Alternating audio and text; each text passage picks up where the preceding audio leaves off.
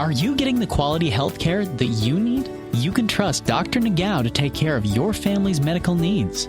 Dr. Nagao was born and raised in North Ogden, and he's come home to serve you. Now taking new patients. Time to upgrade your adventure with an RV from Motorsportsland. Don't put off making exciting memories and exploring the many outdoor hideaways right here in Utah. Come in today and see how Motorsportsland can help you get away, or visit motorsportsland.com. 6 o'clock at KSL News Radio. Good evening. I'm Jeff Kaplan. We have showers, 45 degrees, KSL's top story. The Jordan School District is getting creative to address the shortage of substitute teachers. They're now offering them extra money. KSL News Radio's Lindsay Aerts has details. The Jordan School District now has a substitute teacher incentive pay program. It would give subs up to $500 depending on how many days they worked between October 25th and December 15th. And subs would have to work without canceling a job they've already accepted. A district spokesperson tells me they need 200 to 300 subs per day in Jordan, and they're short about 20%. The shortage of substitutes has been plaguing schools all over the state before classes even started this fall.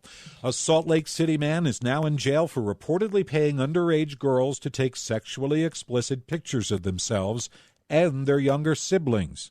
KSL News Radio's Paul Nelson has more. Investigators with the Internet Crimes Against Children Task Force say Jesse Knight met his victims through Snapchat, which is a popular app for predators. A lot of teenagers think, that it's going to go away, but you can always screenshot anything that's on your phone. Section Chief Brendan Call says Knight paid these girls a lot of money, in some cases up to $5,000 for sexually explicit pictures. The probable cause statement says he spent over $30,000 over 3 years. Call says Knight also asked his victims to recruit other girls and reportedly paid them to take pictures of their toddler siblings. It's still active. We're looking for any more victims. Paul Nelson, KSL News Radio. The Utah Avalanche Center doesn't think all this early snow bodes ill for avalanche season.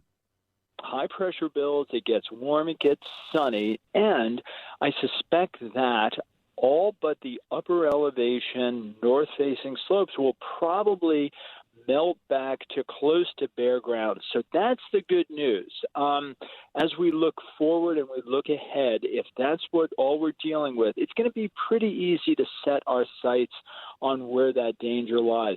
Forecaster Craig Gordon at the Avalanche Center says the runoff water from this snow is good news in fighting the drought. KSL News Time 6:02. Workers at the Port of Los Angeles are starting to unload container ships round the clock. Maria Chaleos is live at the KSL National News Desk. Jeff, they are ramping up the port's efforts to unload cargo 24/7. It's not a single lever we can pull today to open up all the gates. But what we're doing is this, trying to squeeze every minute, every hour of efficiency out of this port complex that we can. The port's executive director, Gene Soroka, says the effort is aimed at getting the cargo onto the highway and into stores faster. For the first time in more than 30 years, workers at John Deere are on strike. That after a workers' union and the company failed to come to an agreement on wages and benefits. Farmers like John Airy say the walkout could have trickle-down implications. Highly stocked inventory part, and that brings things to a grinding halt, and you can't get it from John Deere. That could become a real issue for somebody. They could go from working to sitting and waiting for parts. Janet, a picketer at the company's facility in Illinois, tells ABC News she hopes the strike doesn't last too long, but she's ready to hold out as long as it takes. Time to get what we deserve. The strike affects about 10,000 workers at 14 different facilities across the U.S.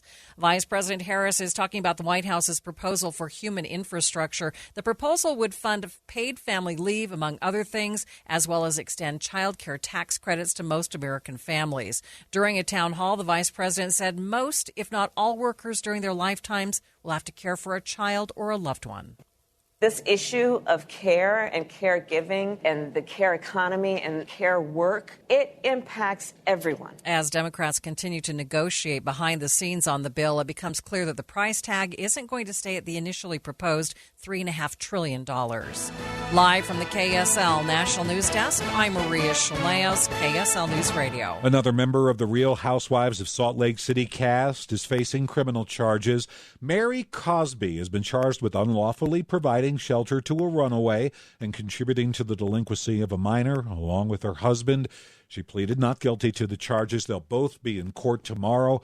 Co-star Jen Shah was arrested and charged earlier this year for her reported role in a massive money laundering and fraud scheme. Demolition is started on the abandoned Seven Peaks Water Park. Some of the slides have already been taken down. City officials say they might be reused at other locations. Some people living nearby say they need more green space, and even though there are 2 other parks right next to it. For how big our, neighborhood is, I would definitely want them to expand it a little bit more, just because, parking is kind of small. The park is low-key small. We have a lot of children now. City officials say they're in the first stage of deciding the park's future.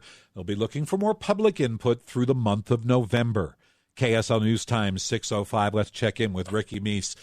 Ricky, congratulations to you on coming up with the name. I just wanted to say it. See, all day we've been obsessed with the name McDonald's has chosen for their non-meat hamburger. They're going to call it the McPlant. This is not good. No, it's not. And so they we've have all been marketing people. They pay for this, right? And they have us for free, and we're throwing names back and forth. Mine was Mickey V. But for vegetable. But you had the winner. Oh, I don't know about that. Yeah, you did. Go ahead. Well, I forgot it now. McFarm? Yeah, that was it. I'll have me a McFarm with I'll cheese. Have a McFarm. It's just perfect. It works. Anyway. Like an old McDonald had a farm. A farm. Yeah. Right.